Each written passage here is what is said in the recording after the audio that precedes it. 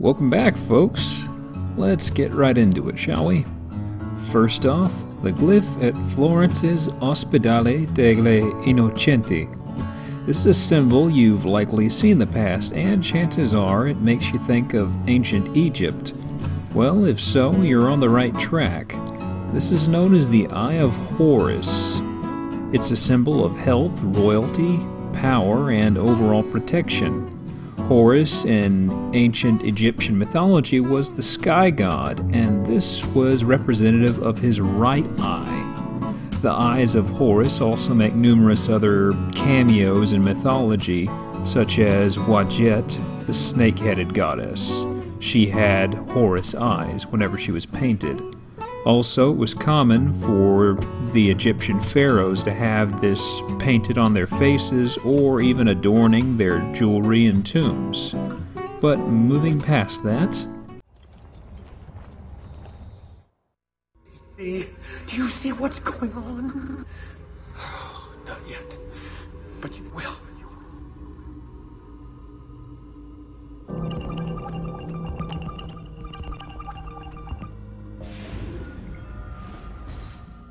On to the puzzle.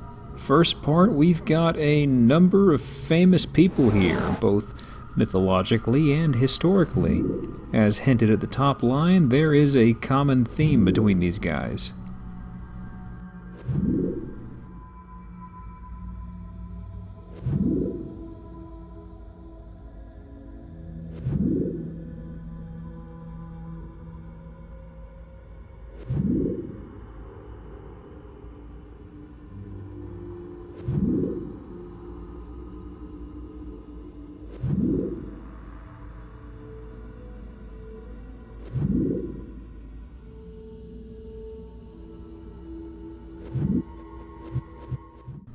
Okay, first, we're going to be selecting Perseus. Perseus was the son of Zeus and a human named Danae. Since one of his parents was a god, this meant that Perseus was a demigod. Demigods were usually mortal in that they didn't live forever, depending upon your mythology, but they were almost always superhuman in a number of ways. Perseus dealt with a number of pretty vicious critters, including the Gorgons and a sea monster.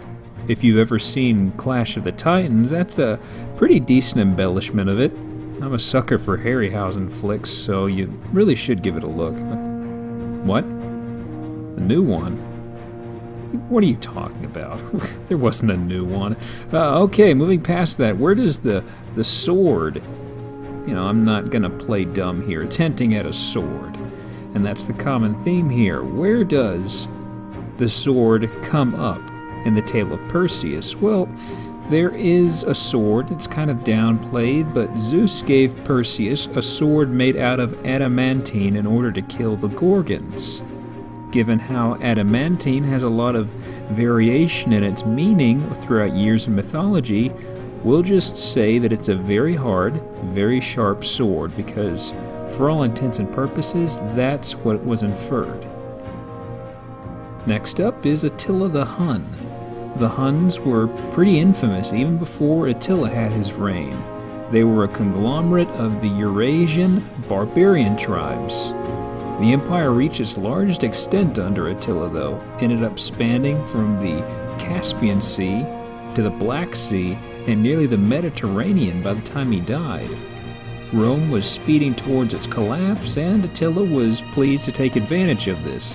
Unfortunately for the Germanic barbarians who were in the region, he made a bit of a habit of completely crushing them as he steamrolled through. The Huns collapsed a few years after his death, which was said to have been caused maybe by internal bleeding or something of the sort. The eyewitness testimonies that got recorded say that he was plastered at some party, his nose began to bleed, and he seemed to choke on his own blood or something like that. Nothing definite. But I digress. Attila's sword, however, was famous, and that's what brings us here. You see, his blade actually had a name. It would become to be known as the Sword of the War God. It's pretty metal, ain't it?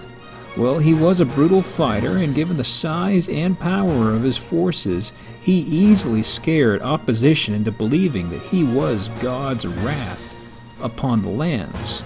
In fact, one of his many nicknames was the Scourge of God. Next up, this should be pretty obvious. This is King Arthur. He is, of course, famous in medieval folklore, tales, and etc. Moving past the legends and such, the real King Arthur defended Britain against a confederation of Germanic tribes known as the Saxons. The picture here shows him pulling a sword out of a stone, but from my memory, the sword in the stone was a separate blade entirely from Excalibur. This just proved him to be the king. The sword that's probably being inferred here is Excalibur, which Arthur got from the Lady of the Lake. The possibilities kind of go all over the place if we infer the legend material as canonical in this world, I guess you could say. You get into the Holy Grail and what have you if that's the case, and that opens the plot floodgates for more things. But regardless, Arthur had a magical shiving stick. So following Arthur, we've got this dude, and his name is Sigmund. We're trekking into Norse mythology here, folks. If you want more info, I highly recommend you look into something called the Volsunga Saga, as it covers this in detail and beyond. The gist of it is that while in disguise as a human commoner, Odin strolled into the middle of a marriage feast held by a fella named King Volsung, as his daughter was getting married off to another king. And Odin stabbed his sword into Barnstoker, a tree that was inside the banquet hall, which was basically a nice centerpiece ornament in the room. He said anyone who could pull the sword out would be given a gift. People tried and tried, but the person to pull it loose was Sigmund, one of the king's many sons. Sounds like the Arthur myth, don't it? Past this, the sword itself doesn't have much importance for a while. His new brother-in-law grows jealous that Sigmund was the one who could pull it out, and he couldn't, so things take a nasty turn of events.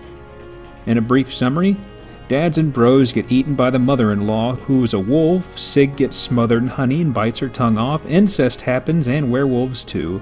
Then Sig goes off, becomes a bandit king of sorts, and lives the good life with his incest baby as his right-hand man. Eventually, his lands are attacked, and Sigmund ends up going into battle. Who does he end up fighting in battle at this point? Odin himself, in the form of an old man. In the battle, Odin shatters Sigmund's blade and wounds him mortally. Before dying, Sigmund tells his then pregnant wife, Hjordis, to have their unborn child craft the shattered fragments of his blade into a great weapon. Upon being born and growing up, his son does this and crafts the sword's pieces into a blade known as Gram, or Balmung. He puts it to use in the slaying of Fafnir, a dragon. Lots more backstory about his son. And like I said, for more info, Volsunga Saga. The next figure here, Joan of Arc. In 1424, nearing the end of the 100-Year War, a then 12-year-old Joan claimed she had a divine vision in which she saw Saint Michael, Saint Catherine, and Saint Margaret, who told her to fight the English and escort the Dauphin, or the first person in line to the throne, to Reims for their coronation. Thing is, she was a commoner. And a girl. So how did she get to the point of being a bottom-rung female commoner to actually a pretty well-renowned leader? Well, she essentially petitioned like crazy to meet with the royal court, and she kept going up this ladder of succession. Pretty much the next person would eventually pass her up above them, and she kept citing her vision as a way to justify this, and it did work for some folks. The thing is, the progress froze when she had to get permission from a count. If he approved it, she would go into the royal court. The thing is, he thought she was batshit insane and or just lying. She then made a prediction of a conflict occurring, as well as its aftermath, near the ongoing siege of Orleans. She's said to have described in good detail the Battle of Herrings, where 4,000 French soldiers lost very badly to an English force of 1,500. She called it on the mark, and after the fishy fight occurred, the Count believed her claims. She eventually met with the Dauphin, Charles VII, and impressed him enough to where he let her hang around, and eventually he let her travel with the military. It's said that she was just a standard bearer on the battlefield of sorts, which she was perfectly fine with, but she eventually got into leadership roles, where she proved to be a good leader and a tactician.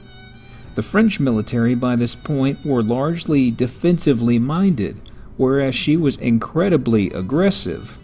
This definitely helped her stand out. Plus, she was pretty awesome for morale. I mean, case in point, at one part in the Siege of Orleans, nearing its end, she got a very nasty gash on her neck from an arrow. We're talking about probably just a hair's distance off from nicking something that would have killed her. And she was bleeding all over the place. In spite of this, she actually rallied the men and led a charge at the very end. However, this sense of honor, or what have you, also helped contribute to her capture. After a smaller-scale failed offensive and an attempt to break the English siege on a nearby town, she hung back near the end of the retreating force, saying she would be the last one to leave the field of battle. And unfortunately, as she was making her way off, an archer shot out her horse from under her.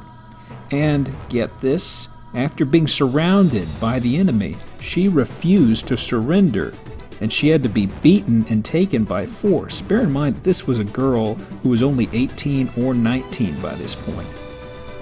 She was captured and attempted to escape repeatedly. In one instance that I had to read up on this because this sounded crazy, but she is said to have jumped off a 70-foot high or 21-meter tall tower and landed in a cushion of mud inside of an emptied moat, only to later be recaptured. What did Charles VII do? He didn't do much at all, and he pretty much, according to many historians, he just threw her to the wolves. And while she was stuck in captivity, she was branded as a heretic because she claimed she had these visions. She got led through a series of sham trials and on numerous occasions was almost raped by the people who were holding her. Eventually, though, she met her end where she was burned at the stake. There isn't particular mention of a sword, and what she carried with her to the siege of Orleans was largely a hand-me-down, or gear that was in poor condition, just like the rest of her outfit. Now, the common thread between all these? Piece of Eden number 25, the sword. As indicated at the end of the last segment, it seems there are lots of pieces of Eden. We had the apples listed as numbers 1 through 3, but the sword is number 25. That means we have a lot of these darn things running around. How does this tie into mythology, though? A historical figure using it as a crutch for one thing, but why does it appear as a tool of Perseus's, who is a fictional person? Maybe you could infer that the relic's power developed fame to some degree and was incorporated into a story, or something kind of like that happened, but it got mutated to some degree through the years. I don't know. It's something I kind of stew on a little bit, honestly. The next pictures, they have the same sort of mechanic, something in common. What's the common thread? Well, we're going to be seeing it very easily as I go through and explain these.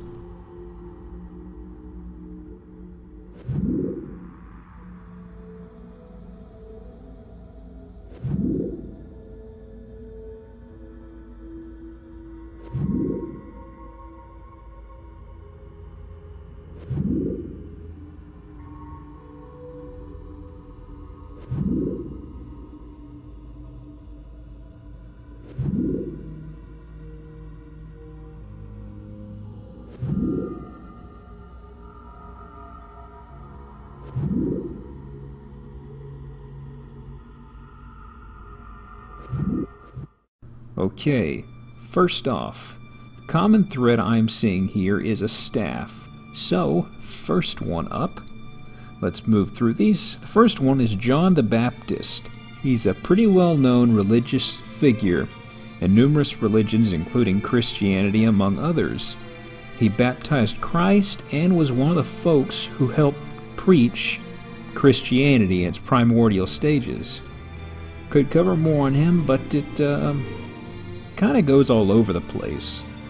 I'll leave his explanation at that tiny blurb, though, because from what I can gather, that's about all we can really suss out of this. Alexander the Great is our next one. I discussed him in the episode where we explored the assassin's tomb inside Santa Maria del Fiore. It seems that he was assassinated by Iltani, the fictional assassin, because he had the staff and he was using it very, very efficiently.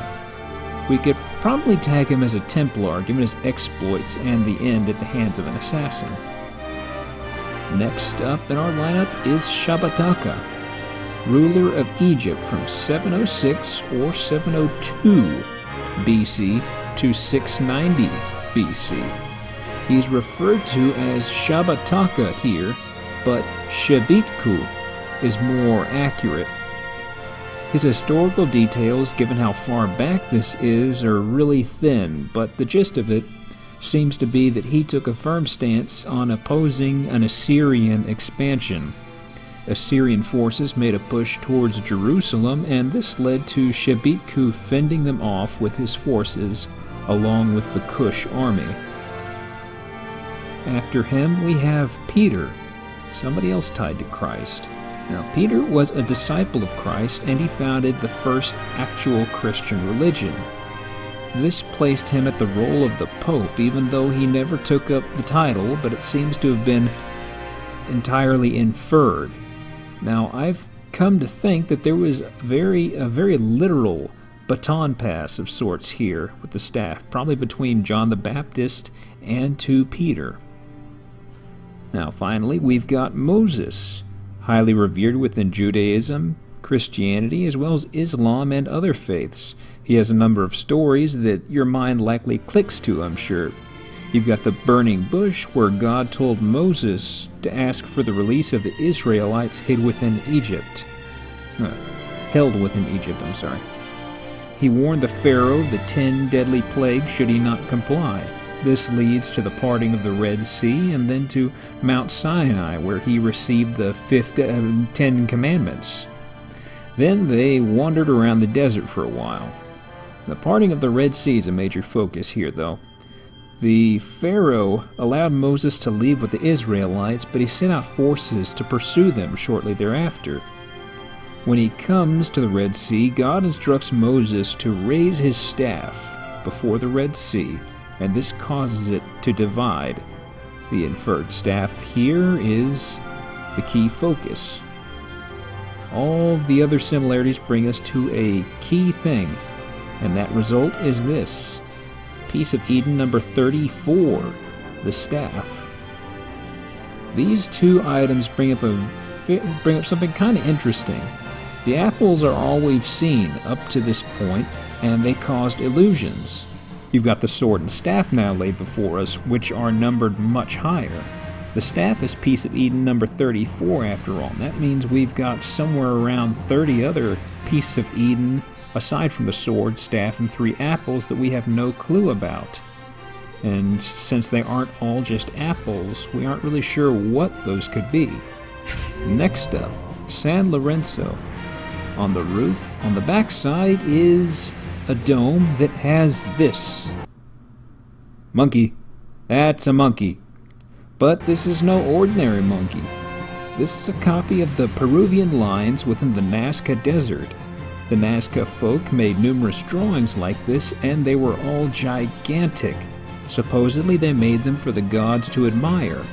You've also got the general tinfoil hattery that goes on, where folks state that the lines, given their size, skill, accuracy, and what have you, needed more advanced technology to measure, monitor, and what have you.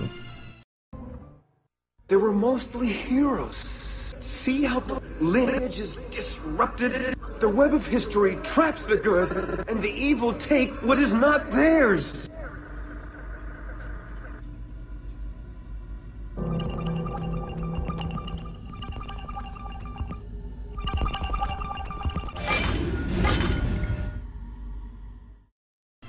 So we have another slidey puzzle.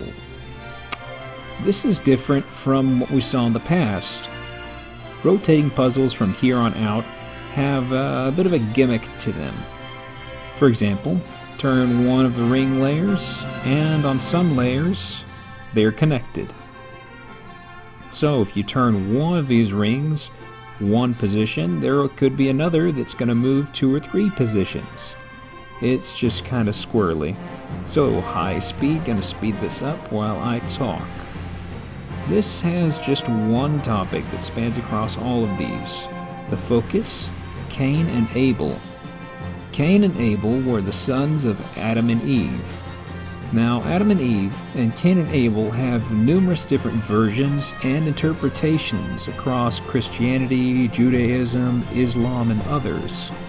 The main story is that Cain grew jealous of Abel and killed him, committing the first murder. Christianity states that this was done because God showed favoritism toward Abel and his offerings. Funny thing, but the offerings that he accepted from Abel were animal sacrifices. I always thought that was a little weird. Anyways, Abel was a shepherd, but Cain was a farmer. He would make offerings of his crops, and God wouldn't really be impressed by them at all. And this ties into an angle of Sumerian storytelling and mythology, where a recorded story circled around the idea of shepherds and farmers butting heads frequently. Sounds like a nifty coincidence given the theme of Sumerian culture coming up once again, but this sort of thing comes up pretty often actually in numerous cultures. I mean, for example, in the 19th century in the United States, the American West, you had the free-range cattle grazing operations, and that ended up with landowners or farmers butting heads with the shepherds, or rather the people leading the cattle. And you ended up with conflicts over the grazing rights, leading to range wars. And this happened in a number of other cultures as well, but I'm kind of getting derailed here. Let's get back on topic, though. However, given how the story was salvaged from the Dead Sea Scrolls, you know, the Cain and Abel stories, we could probably look toward the Jewish version as the more accurate in this case. In that instance, the two were to wed 2 different sisters, but Abel ended up locking down the prettier one, and Cain didn't take this too well, as you might have guessed. Now, in spite of the Dead Sea Scrolls' origin of the actual story, that is not what's implied here as the source here. These text entries are from a particular entry in a particular book. More on that in a moment.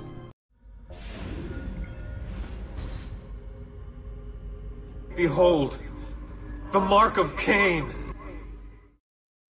So, firstly, we have the first 4 pictures, right? They have a quote beside each of them. These are taken from Moses 29 to 31. This doesn't come from the Bible, though. It came from the book known as the Pearl of Great Price. What book is that? Well, it's tied into the Morse code message here. The Morse code translates to Templar texts adapted by Mr. Smith. Yeah, Joseph Smith. The Pearl of Great Price is a text of Mormonism, or the Church of Latter-day Saints. Cain makes mention of a Master Mahan, is a title he took for himself, and Lamech, one of his descendants. Master Mahan means, loosely, Master of the Great Secret.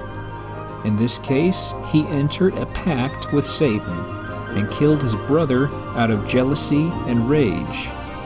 In-game, it seems that the motivation was the use of the Apple of Eden. Also, Ken Clark made mention of the Mark of Cain. This was the cross used by the Knights Hospitaller and the Teutonic Knights in Assassin's Creed 1. Kind of a nitpick, but it's actually known as the Maltese cross, coming from the Hospitallers using it, and being known alternatively as the Knights of Malta, hence the name. Okay, the next glyph. It's in the ruins, or the Roman ruins rather, at San Gimignano. This right here is known as a Lorentz attractor. The attractor is used in meteorological calculations for weather, atmosphere, and etc. It's also applied to numerous other fields in some manner, such as geology, biology, mathematics, economics, engineering, etc. It adheres to chaos theory, which in itself states that a slight change in an early stage can drastically change your outcome. Rounding errors, outliers, etc. Lorentz was the one who coined this, and he referred to it as the butterfly effect. How does that tie in here? Well, no definite concrete answer, honestly. But let's get into the nitty-gritty of the puzzle, shall we?